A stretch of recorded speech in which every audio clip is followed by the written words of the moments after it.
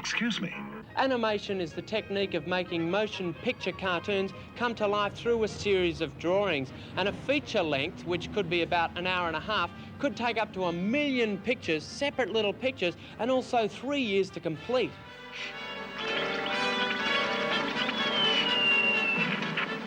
You've been in the game for 22 years, so what fascination does animation hold for you?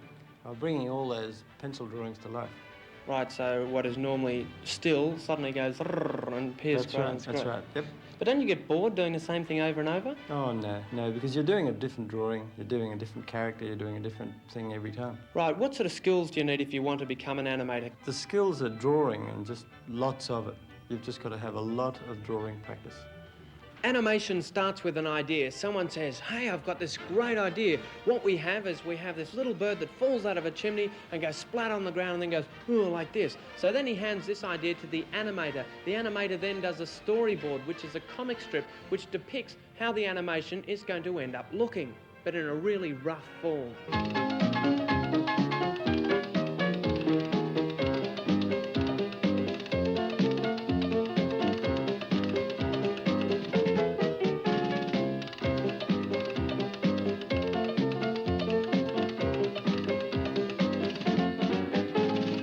The particular piece of animation we're seeing doesn't have any sound, but normally after you've done the storyboard is where they put the sound on. You can either have music or voices, and voices is when it becomes difficult. You see, for every 1 second on screen there have to be 24 different diagrams. So a word like wonder, which takes about 1/3 of a second to say, needs a few different diagrams just to get the character's mouth saying the word wonder.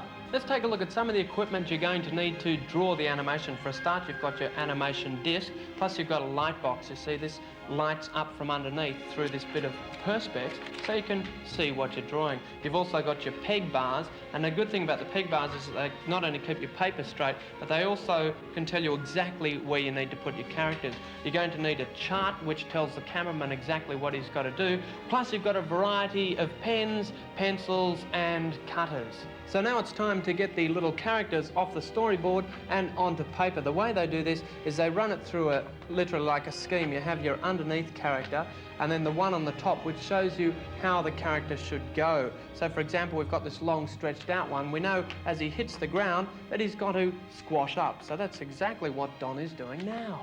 Our little character is now on the cel, and it's time to paint him, and using simple household paints with a variety of colours, you paint the back of them, and have a look at this. I wish my life was a non-stop Hollywood movie show, a fantasy world of celluloid villains and heroes, because celluloid heroes never feel any pain. With all the cels painted and looking good, it's time to photograph them. Now this is a special animation camera. Normal motion picture cameras run at 24 or 25 frames a second, as you can hear, whereas this one takes just single shots. So every cel you put down, you take one shot of it, then you replace it with the next one. You get your film processed and then it comes back looking like this, with your characters all the way down the film, similar to all these other commercials and such we've got in the background. Well, that's animation. It is as simple as that. Not all that